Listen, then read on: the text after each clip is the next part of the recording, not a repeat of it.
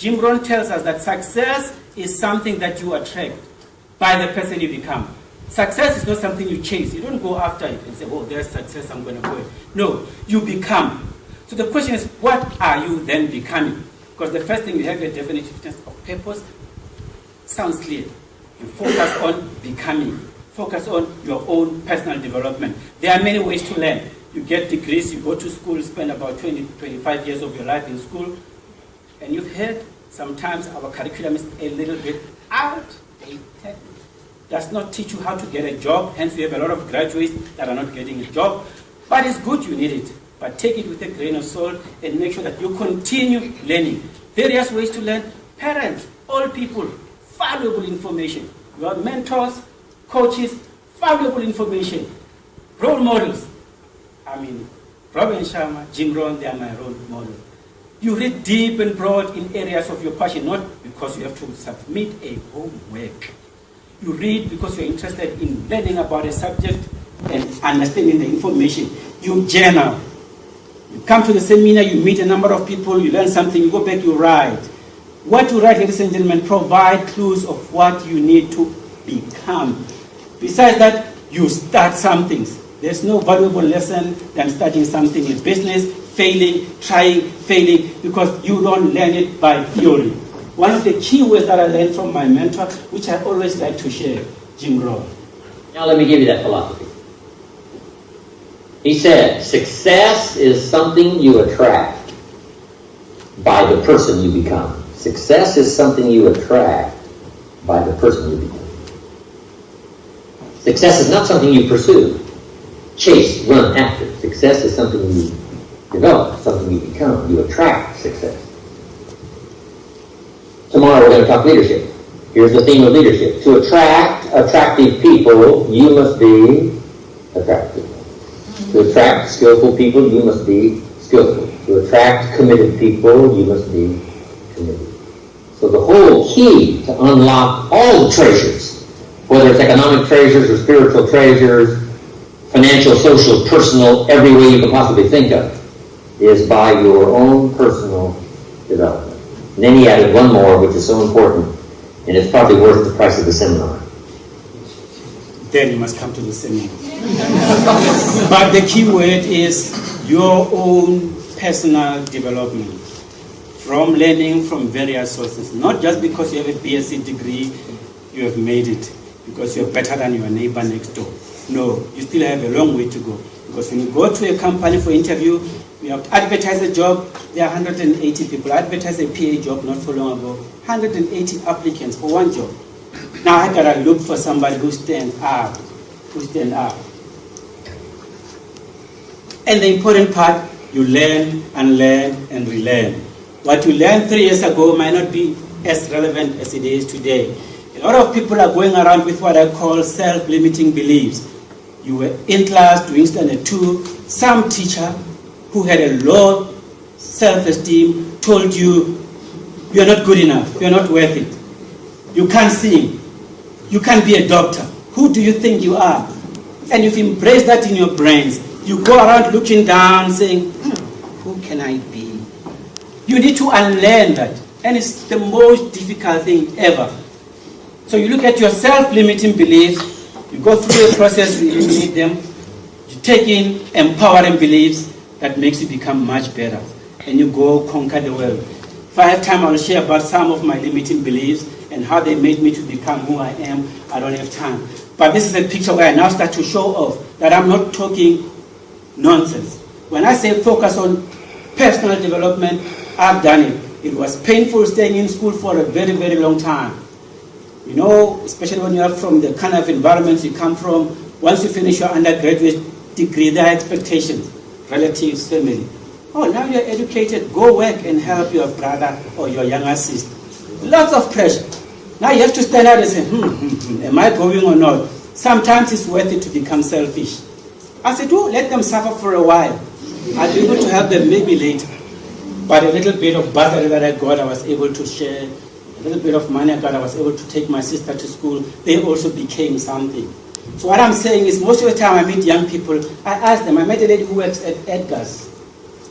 got an undergraduate degree, she's a cashier. I said, but what became of you? Because you have such big dreams. Well, circumstances now. Well, when I finished, my younger brother was this and that, and I had to work. I said, but it was 10 years ago. Well, I applied, but nobody, no.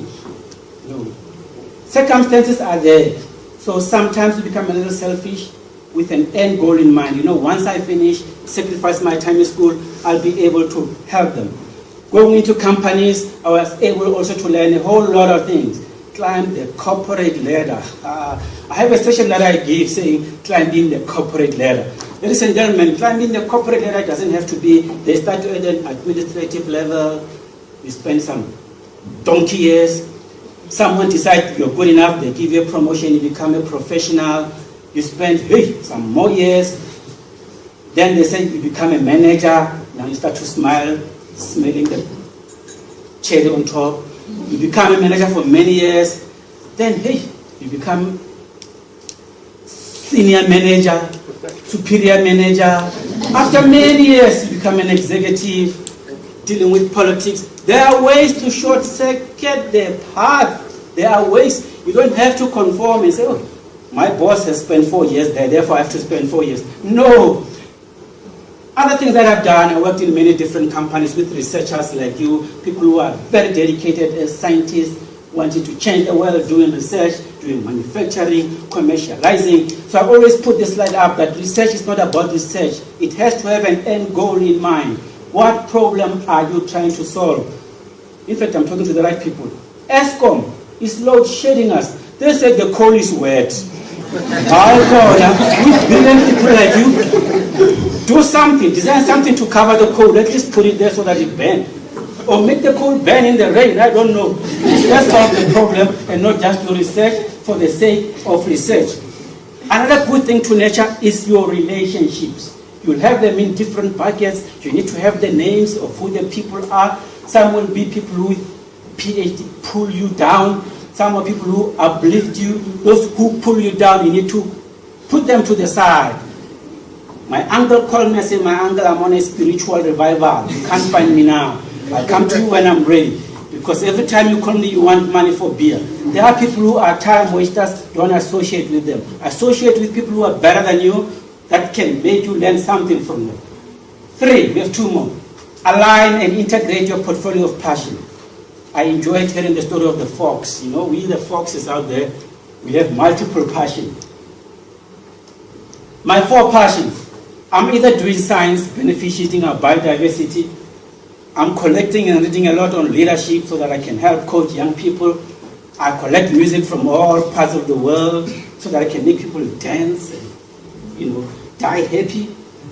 I also enterprise, you need to start something. If you are in the village, start a chicken farm, get somebody in the village to sell chickens for you. Enterprise, do something, create jobs. It's not difficult. You can compromise 500 rand and buy 3 chickens and put them there.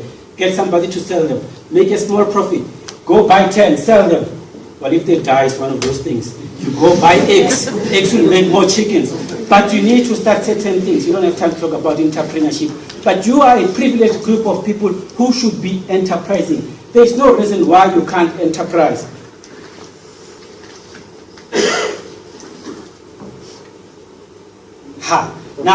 Now, I collect all my music. I go out there. This was one mom who made a party for the baby, and they called DJ Mazoza. Forget a PhD. I took my speakers and lights, I put them there. They danced, they had fun. They paid me. NRF calls me to speak to a lot of scientists. You know NRF, right? They fund a lot of you. I go around speaking, inspiring young scientists. Sometimes they pay, sometimes they don't. I sit around with my leadership library. I coach young people about how to integrate the 7 areas of life, from physical health to vocational success, because it's not only about your career. I charge them money. Why do I do that? Why am I able? Because of what I told you. Focusing on your own personal development. I collected a very impressive library of books that I read, and I watch very little TV. So most of the time I'm reading books that are adding value to me, collect that value, go add value to somebody else. Just having education is not good enough. I need to connect the dots from all the books that I read, look at your situation, and then share with you some ideas that I think could help you. I go around collecting music from deep in Africa, salsa, makossa, dombolo. I go to a club, I put it, oh, this is nice music, where do you get it from? I say, just dance and forget about where the music comes from. At the end of the day, they pay me. But you gotta take care of your health. Because as you are a fox, as you're a fox, you suffer. You don't have time to be cooking nice, good food. I eat a lot of junk food. I promised myself that I'm going to change. That's one of my resolution, to eat vegetables and be healthy. So it's not all that glory. High blood pressure, I drink all these medications and things, but that's the last story. You guys still have 5 minutes. Oh, okay, so we jump. Understand and balance your motivational triggers. It's a very important subject. The question is, you know all what you need to do. Why aren't you doing it? We know we need to exercise every day. Why not? I know you have excuses. Something needs to be there to trigger you, to be excited and keep doing it. Be an A player. The world belongs to those who do something rather than just hope, pray, and hope something is going to be different. Just go do it. Just go and do it. Whatever you think, whatever bothers you, you do it. That's how you achieve greatness. Various things that motivate us. Some people have a high level of self-awareness. They can listen to a music, they can listen to a speaker like me, something triggers, and they get moved to the right direction. Some people need to be disgusted. I had a colleague who resigned with an SMS. Monday morning, I am not coming, I will mail you a laptop and everything. Thank you. Disgust, headache, here, whew, enough. Some people need to be at that point for them to act. Some people's houses really need to burn before they say, oh, I think something is burning, for them to act. But you need to know your own motivational trigger. The important thing is to balance what I call your intrinsic and your extrinsic motivation. When you finish school, the first thing is you need to make money. There's nothing wrong, you need a good title. But the most important ones are the intrinsic. And if you can focus on those at an early age, that's one lesson I learned very hard, trying to climb the corporate ladder for too long. But immediately I said, but what gives me joy? What do I love doing? What kind of meaning do I want to make? What kind of contribution? And I started doing those things. Even my blood pressure came down a little bit. Hope. Keep your hope alive. I don't know about you, but sometimes we go in a corner and say, oh, the Lord is my shepherd and I shall not want. Because some problems are yours to solve, some are not yours. Some things happen on their own without you even putting an effort. There's a spiritual force behind you that's helping you become who you are. You need to know it. Could be God, Allah, ancestors. It's a private matter. But you need to believe in something that gives you hope, that tomorrow is a better day. If you're a Christian, you take your Bible, you read it. Whatever you believe in, you practice it. So don't just be focusing on your career. You need to also look at some spiritual essence and be calm. Honor it, pray, preach about it, celebrate it. Do I need to talk about this or just conclude? Conclusion. Operate from a document, not from your thought. You need to write your goals down.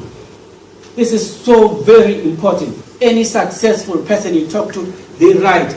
The world has so much information around us. You get confused. Do you know when you go to the internet to look for something, they pop something up, you click there. After 3 hours, you forget what you were looking for. Make sure you have your goals, and all the actions that you do should be aligned with your goals. Your goals are in the 7 or 8 areas. Your physical health, you need to exercise. Your mind, your career, vocational success, development, very important. Your heart, natures, relationships, you need important people in your life, significant others. You need to do things that are passionate, that pleases your heart. Your soul, as I said, spirituality, contribution is very important. Finally, you need the money. You need the money. There's no way you can enjoy life without it. And the most important, anything that you do should be aligned with your definitiveness of purpose. Otherwise, it's going to be a long, long route. And when you do that, once in a while, you review. In business, we have quarterly reports. You put this dashboard, you make things that flash. I come every morning, I look at this, I need to do something about my contribution and spirituality, because if I don't align that with everything else, it's going to be a long road on this planet. So make sure you visualize your performance as you go along, things flashing at you so that they can get your attention. Otherwise, you sit back, you conform, you become the same old same. And finally, you write. Stephen Covey tells us in his book, The 8th Habit from Effective Greatness, says, as leaders, our role is to strengthen our own voice, and when it is strengthened, we go strengthen other people. Doesn't matter where you are. You finish your undergraduate, there are a lot of people in high school that need you. Go talk to them. Write a one-page something and publish it. Make sure you share your information, because the more and more you help people, the more and more you get what you want. So this is what I talked to you about, ladies and gentlemen, just to summarize. 5 key important things. The first one, having a definitiveness of purpose, focusing on continuous development beyond your graduate degrees, integrating your portfolio of passion, understanding your motivational triggers so that you are an A player, you are a go-getter, and writing your story and helping other people become. And I thank you for your attention.